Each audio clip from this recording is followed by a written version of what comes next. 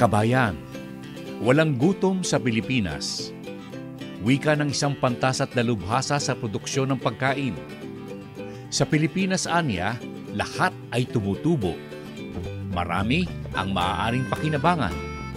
Sa paghahalaman, pag-aalaga ng iba't ibang uri ng hayop at isda. Iba't ibang uri ng alagain sa lupa at sa tubigan ang dapat pag-ukulan ng pansin. Sa ngayon, kailangan pang mga dayuhan ang manguna sa produksyon. Tulad halimbawa ng ilang proyektong pinasukan ng mga dayuhan mula sa Asya. Sa tubigan, igat, hipon, seaweeds, at marami pang iba. Sa paghahalaman, nais na magpatanim ang ilang negosyante ng luya, okra, mais, saluyo, at marami pang iba. Gamit di umano sa kalusugan at sa hapagkainan.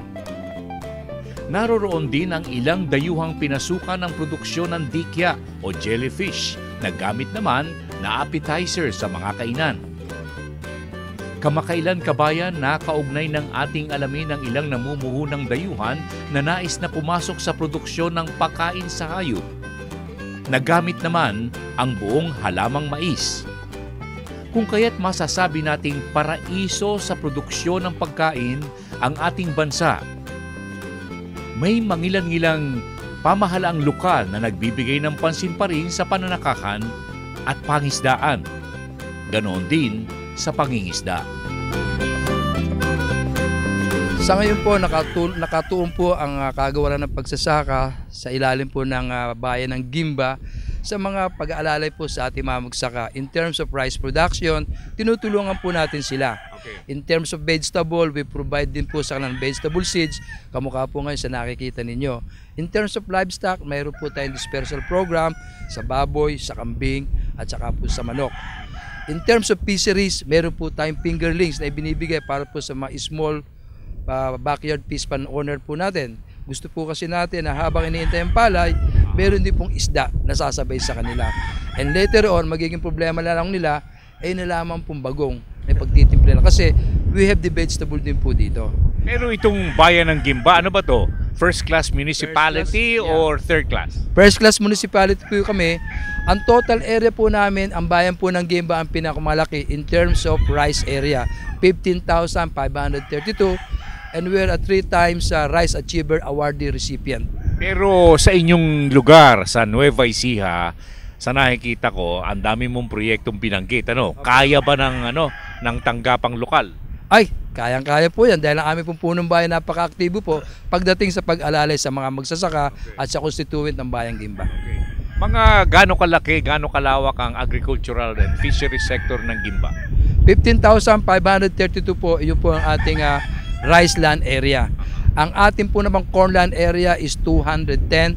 Ang ating pong onion is 500. Ang vegetable area po natin 70 hectares.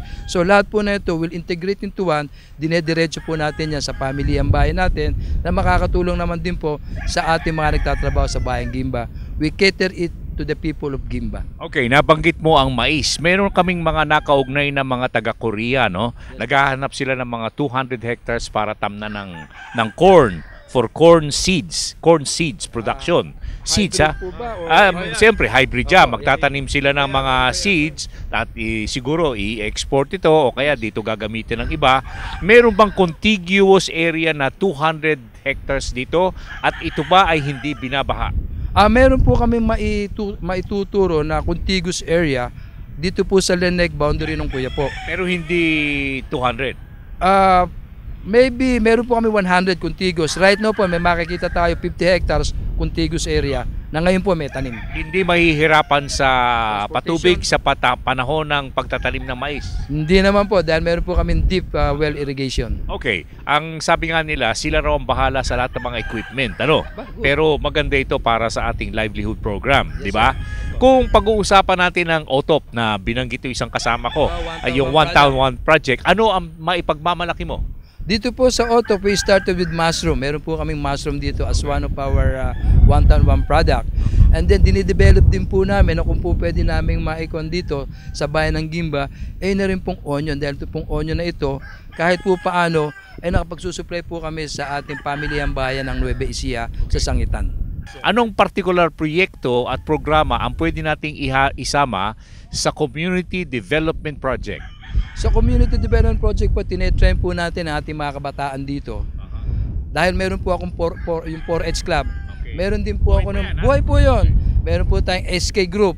Yung pong SK namin dito, pinag-apply po namin sila sa peace natin. Nagkaroon po sila ng smoke peace machine project.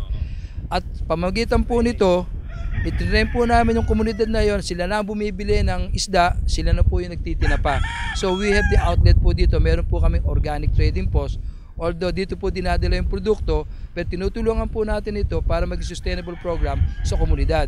Pangalawa po, yung sinasabi natin na pagsusupply po ng gatas. Ang LGU po nakatuon dito na yung gatas na ipoprovide po ng mga buffalo racer natin, ng milking type, ay ikukuha po namin sa eskwelahan para po naman sa mga kabataan natin. Dahil we will do away ng mga carbonated drinks. Ipapalit po natin dito yung gatas naman na ipoproduce ng mga buffalo racer natin. Kaya ba ninyo? Kaya po namin dahil meron kayong pondo, no? Meron po kaming pondo para dyan. Nadyan pong gender development program namin na pwede namin magamit. At kung sakasakaling i-adapt ng ating alamin to for community development, kayang suportahan naman ng LGU? Kaya po. Ang aming punong bayan po, all out support po. Pagdating po sa ikadedevelop po ng kanayunan, dahil alam po niya na pag nagsimula ang development po sa baryo, it will go direct to the town. Marami bang makikinabang? Marami po. Dahil ilan po ang aming mga out of school youth na nandito ngayon na pwede po natin katulungin sila sa programa. Payag ba yung mga out of school youth natin?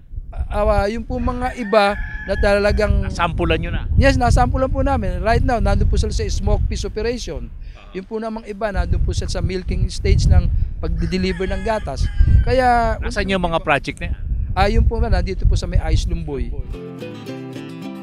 Kabayan, maraming mapagkakaabalahan ng mga dalubhasa at namumuhunan sa iba't ibang uri ng negosyo kung pag-uusapan ng pangangailangan ng Pilipinas.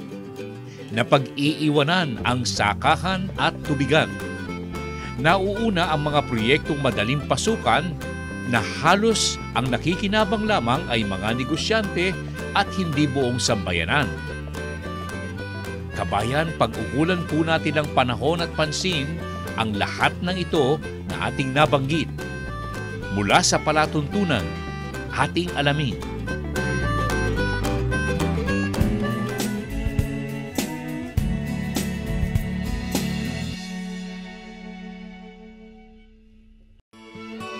The Filipino local flavor never ceases to amaze one's taste. It brings you home to the good old times. Jerry's Farm Products, available at selected leading supermarkets and dealers. Kabayan, talagang hindi matatawaran ang bisang taglay ng Feed Pro. From the start po ng pag-alaga po natin ng baboy, Feed Pro lang po ating ginamit. Kapit-bahay po namin, subdivision, magkabilang po, wala pong reklamo dahil po wala nga pong amoy itong pinakakain sa ating alaga. Hindi na tayo napapatawag at naiimbitan sa barangay. Umpisa nung tayo nag-PIGS. Hindi ko kagaya ng semento, mayat maya lilinisin nyo, nakakaya sa kapitbahay may amoy. Ito wala ho. Dahilan kung bakit lalong dumarami ang gumagamit ng Feed Pro. Sa Feed Pro, kabayan, makatitiyak kayong lalaking malusog ang inyong mga alaga. Ang Feed Pro ay walang halong anumang kemikal, hormones at antibiotiko.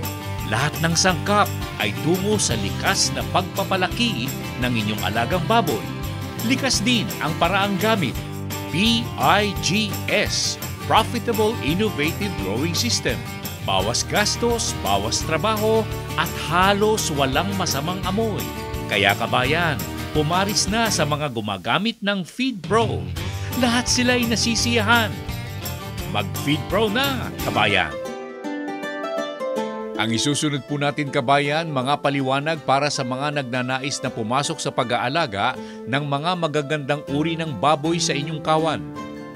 Dagdag kaalaman pagkalipas lamang ng ilang paalala.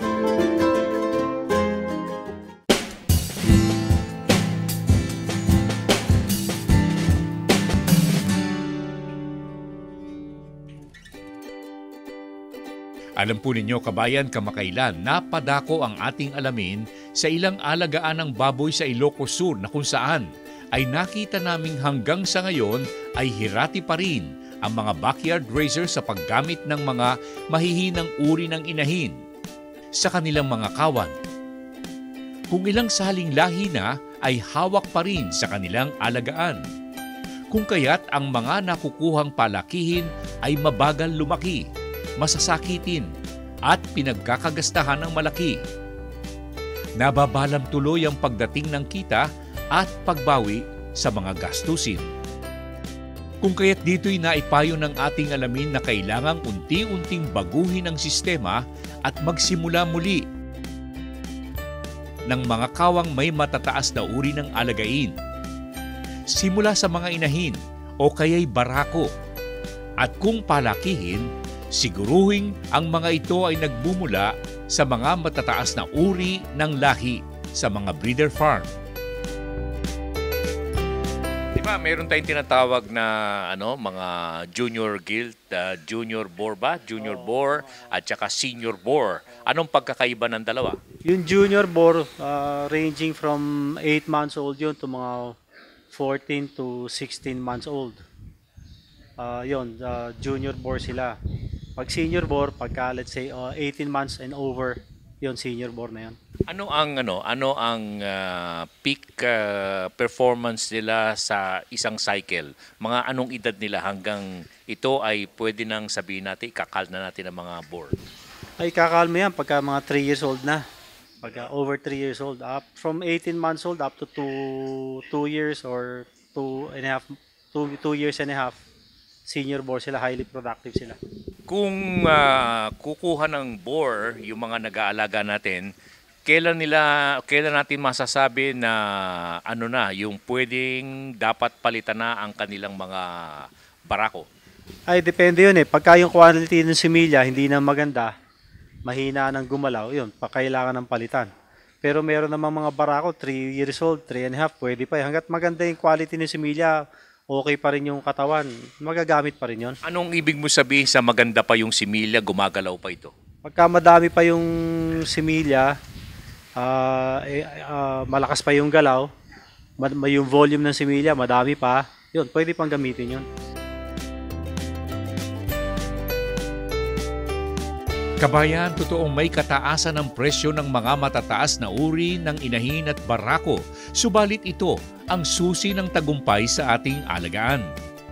Kahit na backyard, kung papasok sa pag-aalaga ng baboy, siguruhing magagandang uri ang inyong pasisimulan. Dagdag kaalaman mula sa ating palatuntunan.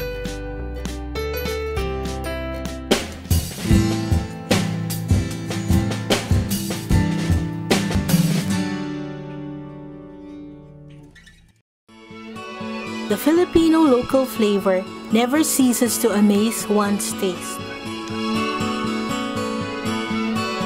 It brings you home to the good old times. Jerry's Farm Products, available at selected leading supermarkets and dealers. Kabayan, talagang hindi matatawaran ang bisang taglay ng Feed Pro. From the start po ng pag-alaga po natin ng baboy, Feed Pro lang po ating ginamit. Kapitbahay po namin, subdivision, magkabilang wala pong reklamo dahil po wala nga pong amoy itong pinakakain sa ating alaga. Hindi na tayo napapatawag at naiimbitan sa barangay. Umpisa nung tayo nag-PIGS. Hindi ko kagaya ng semento, mayat maya lilinisin nyo, nakakaya sa kapitbahay, may amoy. Ito wala ho. Dahilan kung bakit lalong dumarami ang gumagamit ng Feed Pro. Sa Feed Pro, kabayan, makatitiyak kayong lalaking malusog ang inyong mga alaga. Ang Feed Pro ay walang halong anumang kemikal, hormones at antibiotiko. Lahat ng sangkap ay tungo sa likas na pagpapalaki ng inyong alagang baboy. Likas din ang paraang gamit. PIGS, Profitable Innovative Growing System. Bawas gastos, bawas trabaho, at halos walang masamang amoy. Kaya kabayan, pumaris na sa mga gumagamit ng FeedPro. Lahat sila ay nasisiyahan. Mag-FeedPro na, kabayan!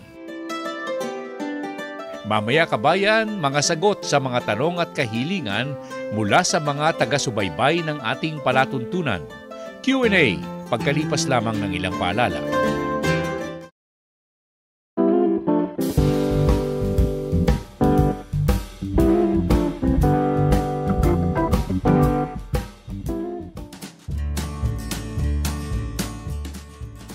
Okay, kabayan, unahin po natin ang request ukol sa produksyon ng mani mula kay Rina Salgado ng San Pedro, Laguna. Saan maaaring makakuha ng mga imported na pananim na peanuts na naipakita ng ating alamin? Una po kabayan, hindi imported ang mani na ating na-feature sa ating palatuntunan. Ito po ay nakunan po namin sa isang experimental station sa lalawigan ng Isabela. May mga informasyon po kayong makukuha sa mga agricultural offices sa inyong LGU ukol sa nasabing produkto. Ang tungkol naman sa ulang, macrobrachium, kung may malaking market ito sa Pilipinas. Ang tanong ay mula kay Mariano Gonzales ng lungsod ng Iloilo. Marami daw po sa kanila nito sa Iloilo. Alam po nyo kabayan, hindi po gaanong in demand ang ulang o macrobrachium sa Pilipinas. Pero alam po ninyo, isa ito sa dapat na pag-ukulan ng pansin ng ating pamahalaan. Pwedeng magbigay ng negosyo sa maraming Pilipino. Programa ang kailangan para po sa ulang. At ang ukol sa pato o tinatawag nating Muscovy ducks. Ang kahilingan mula kay Juan Lagrimas ng lungsod ng Valenzuela. Narito ang pahapyaw na kaalaman ukol dito. Muscovy ducks, kabayan. Actually, kasama rin ito sa Philippine Native Animal Development Program natin, yung collection, no? Characterization and collection nga ng mga genetic materials na locally nakikita natin sa paligid. And then, ginawaan lang natin ng kaunting sistema kung paano siya pipiliin, paano siya pag-i-improve o pagagandahin. Pero ito ba originally nakuha yung ganyan o talagang ang ating mga dalubhasa rito sa BAI talagang nagsusunog ng kilay para mailabas itong ganitong klase ng mga ducks? Actually, nasa initial stage pa lang naman tayo. Ito yung mga nakolekta natin. Nasa stage tayo na ginagawa natin ng sistema kung paano talaga natin nga siya mapapurify, paano natin mapagyaman yung mga katangi-tangi nilang katangian na mapapaganda natin at mapaparami natin, magagamit natin sa panahon. Originally, meron bang talagang mga itim na Muscovy? I think so. Meron po talaga niyan. Ang nagkakaroon lang ng preference kung ano yung gusto ng mga farmers o kung ano yung gusto ng mga na market, no? Yung may gusto, puro puti lang yung plumage nila. Meron naman yung black. Meron din ibang kulay niyan. Subalit ang pinaka-dominant yung white plumage at saka itong black ang plumage. Pero ang texture ng laman pareho? I think pareho lang din yan. Pareho lang din po. Pero sabi nga nung mga nakausap ko, binabaliwala nila yung ganyang klaseng mga kulay, lalong-lalo na yung itim. Pero dito pag tinignan mo pala na iisang kulay, napakaganda. Opo. So yun naman po ay talagang pagka ginawa natin kung ano yung sa tingin natin na magandang magagamit natin sa darating na panahon, ay mapapaganda natin yan. At may talagang siguro market o may value yung lahat ng mga characteristic na kanilang nasa ngayon na nasa kanila. Kung may tatanong po ninyo, ang pato ay may pamilihan po sa iba't ibang bahagi ng Pilipinas. Sa Pampanga lamang, naaalagaan po ito ng maramihan at pinagkakakitaan. Kailangan lamang ang imahinasyon sa ganitong mga proyekto. Pato Kabayan, Muscovy ducks, mula sa ating palatuntunang ating alamin.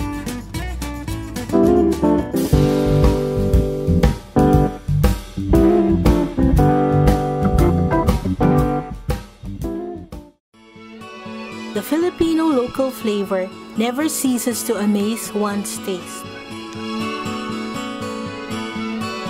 It brings you home to the good old times. Jerry's Farm Products, available at selected leading supermarkets and dealers.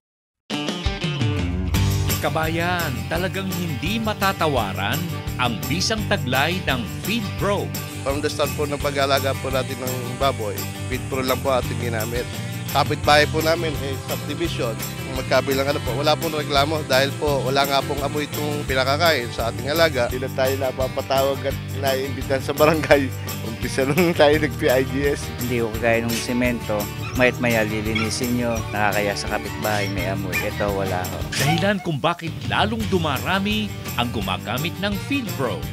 Sa Feed Pro, kabayan, makatitiyak kayong lalaking malusog ang inyong mga alaga. Ang Feed Pro ay walang halong anumang kemikal, hormones at antibiotiko.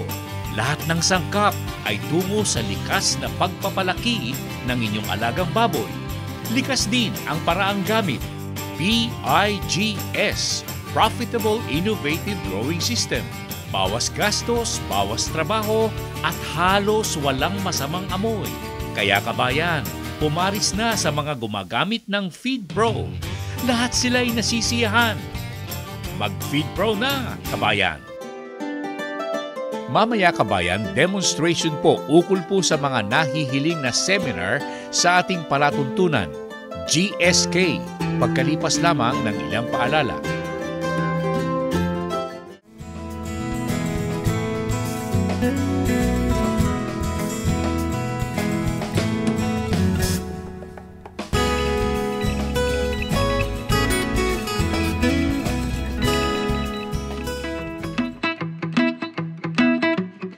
Okay, sa ating pagpapatuloy tungkol po sa mga nahihiling sa ating mga seminar na naipapakita sa palatuntunan, mula po sa mga bayan-bayan, pwedeng sa simula mga kabayan ay makadalo kayo sa seminar upang matuto at pagkatapos sa inyong pagbabalik sa inyong mga bayan, maaaring sila o kayo po ang magturo sa inyong mga kababayan. Menos gastos at marami ang makikinabang. Payo po ng GSK sa mga nais na mag-aral sa ating mga livelihood seminar kabayan. Okay, narito ang isang sample ng mga kaganapan sa livelihood seminar ng ating palatuntunan. Ito po ngayon ay isa sa mga demonstrations ng paggawa ng cake. Ihanda ang sugar, all-purpose flour, baking powder, salt, eggs, milk, and hot water. Pagsamasamahin lahat ng dry ingredients at haluin.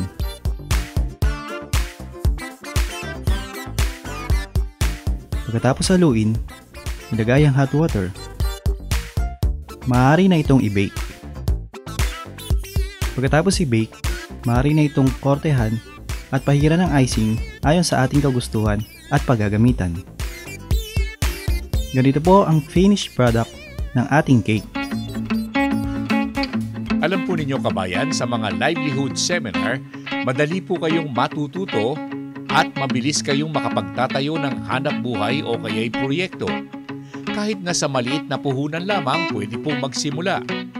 Ang kailangan lamang ay mga kaalaman at makukuha po ninyo sa mga seminar ng gabayan sa kabuhayan ng ating palatuntunan.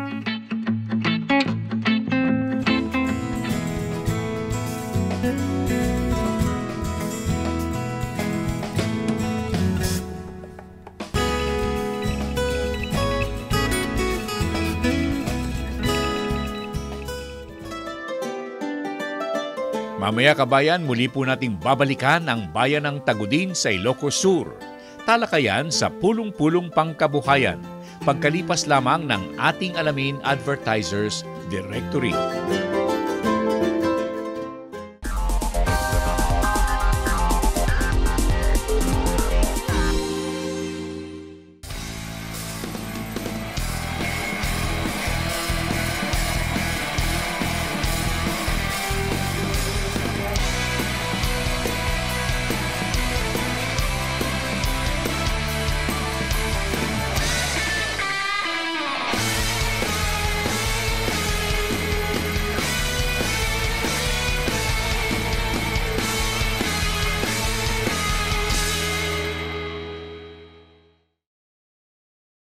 Everything you need to learn about our livelihood technology is now on DVD format.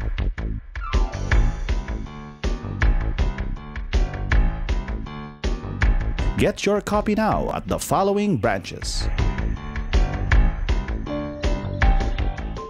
Fast times need fast solutions. That's where Infotex comes in. Announcements in schools and universities. I get to know kung may pasok o wala. For fast delivery. Mabilis namin natatrack ang mga packages. Via text for nationwide safety and security. Mabilis namin nakuha ang command mula sa central base. Infotex cares for your health. We get outbreak information and vaccines via text. Everything in a click. Caring solutions by Infotext. Kabayan, talagang hindi matatawaran ang bisang taglay ng FeedPro.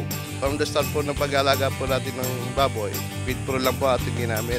Kapitbahay po namin, subdivision, magkabilang wala pong reklamo dahil po wala nga pong amoy itong pinakakain sa ating alaga. Hindi na tayo napapatawag at naiimbitan sa barangay. Umpisa nung tayo nag-PIGS. Hindi ko kagaya ng semento, mayat maya lilinisin nyo, nakakaya sa kapitbahay, may amoy. Ito wala ho. Dahilan kung bakit lalong dumarami ang gumagamit ng FeedPro. Sa FeedPro, kabayan, makatitiyak kayong lalaking malusog ang inyong mga alaga. Ang FeedPro ay walang halong anumang kemikal, hormones at antibiotiko. Lahat ng sangkap ay tungo sa likas na pagpapalaki ng inyong alagang baboy. Likas din ang paraang gamit. PIGS, Profitable Innovative Growing System. Bawas gastos, bawas trabaho at halos walang masamang amoy. Kaya kabayan, pumaris na sa mga gumagamit ng FeedPro. Lahat sila ay nasisiyahan. Mag-FeedPro na, kabayan!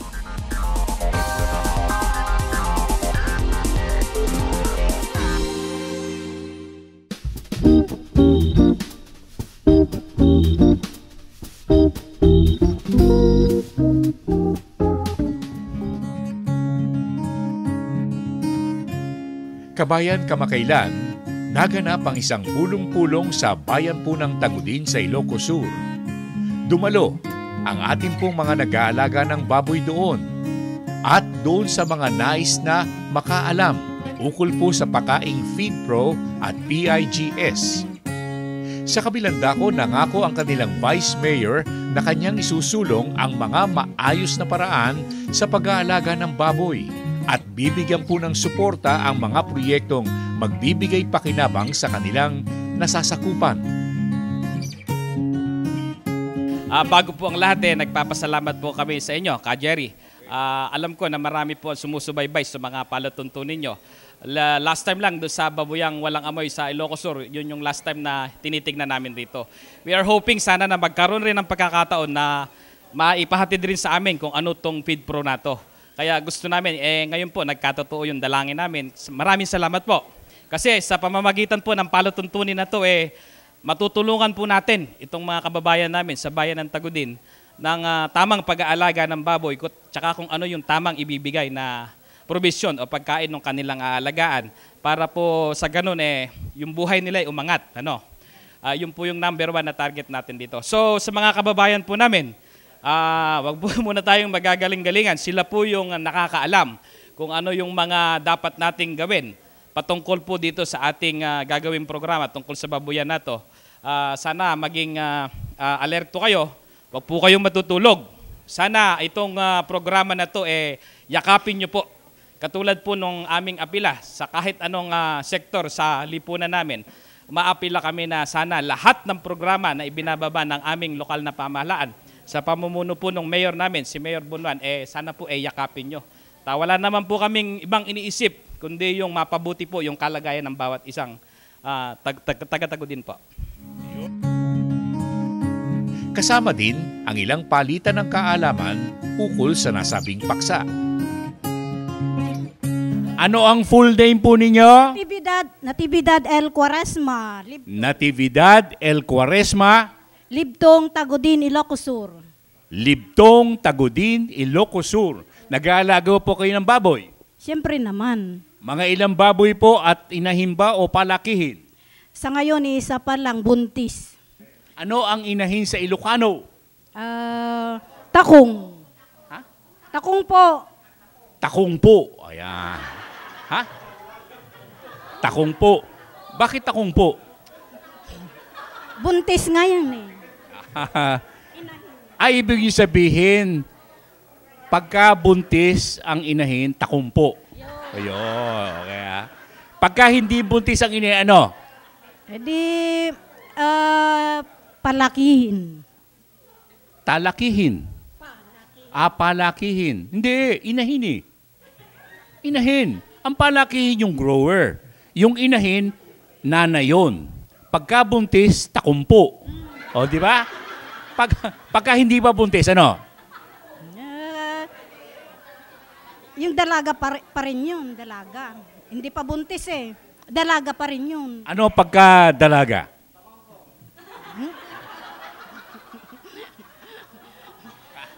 Hindi ko alam. Kayo ba gumagamit na ng FeedPro? Hindi. Upo na kayo? Teka na. Kung sakasakali po ba, Aling Nati, nasabi mo natin, manganganak na ba yung buntis natin baboy? Isang buwan pa lang yung buntis. Okay, pero pwede nang manganak yan pagka sakasakali. No? May papangako ba ninyo sa amin ni June Kahusay na ito po ay pakakainin po ninyo ng FeedPro? Siyempre naman, basta hindi mabaho yung feeds. Magsisip ako ng FeedPro. Ano? Magsisip ako ng FeedPro. Magsishift siya ng... Ayun. Pero inahin nyo papakainin nyo ng... FeedPro. Sabi mo nga, FeedPro. FeedPro. Maraming salamat po sa inyo. Yan. Okay. Ha? Puna.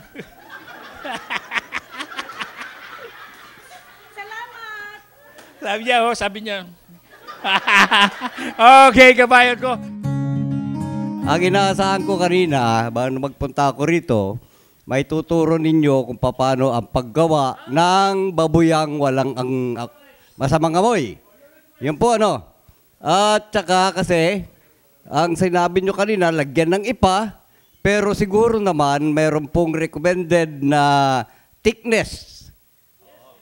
Ganun po ba? Kung ilang baboy ang aalagaan ninyo, at saka kung yung area, ganon.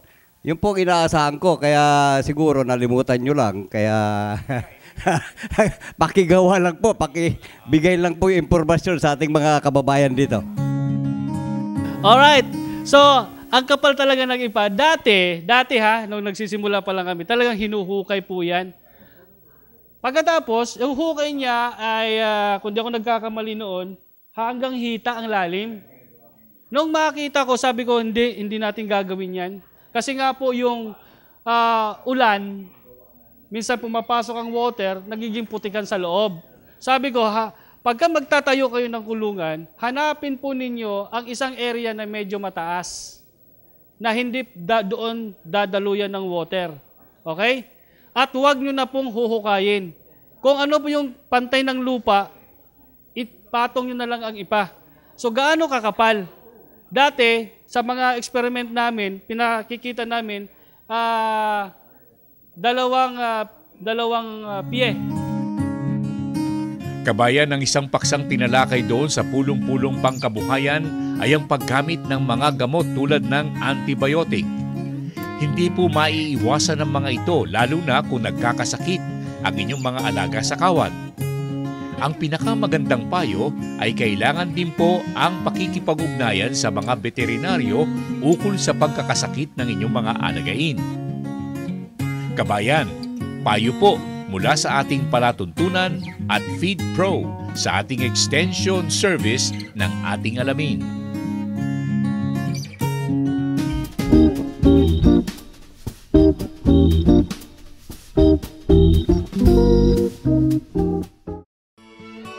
The Filipino local flavor never ceases to amaze one's taste.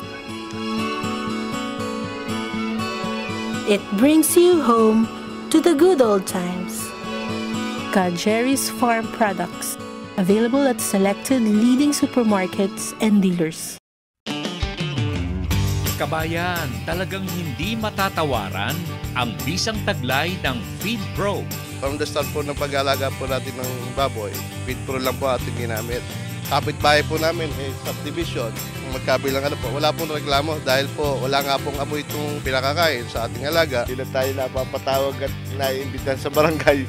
Umpisa nung tayo nag-PIGS. Hindi ko kagaya ng semento, mayat maya lilinisin nyo, nakakaya sa kapitbahay, may amoy. Ito wala ho. Dahilan kung bakit lalong dumarami ang gumagamit ng Feed Pro. Sa Feed Pro, kabayan, makatitiyak kayong lalaking malusog ang inyong mga alaga. Ang Feed Pro ay walang halong anumang kemikal, hormones at antibiotiko. Lahat ng sangkap ay tungo sa likas na pagpapalaki ng inyong alagang baboy. Likas din ang paraang gamit.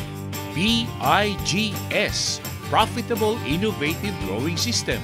Bawas gastos, bawas trabaho at halos walang masamang amoy. Kaya kabayan, pumaris na sa mga gumagamit ng Feed Pro. Lahat sila ay nasisiyahan. Mag-Feed Pro na, kabayan! Mamaya kabayan, sa huling bahagi ng ating palatuntunan, paksain ukol sa tinatawag na urban gardening na itinataguyod ng ilang samahan, lalo na sa Metro Manila, pagkalipas lamang ng ilang paalala.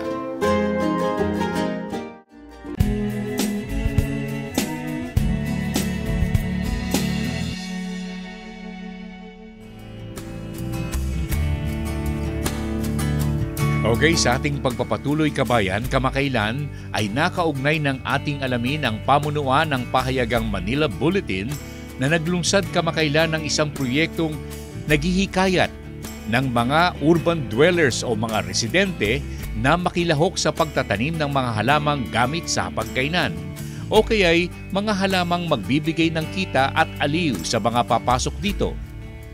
Sa paghahalaman, matagal na rin namang ikinakampanya ang pagtatanim ng mga halamang pampalamuti tulad ng mga ornamental plants o kaya'y bulaklaking tulad ng orchids. Sa kabilang dako kabayan, naikakampanya pa rin ang ukol sa pagtatanim ng iba't ibang uri ng gulay.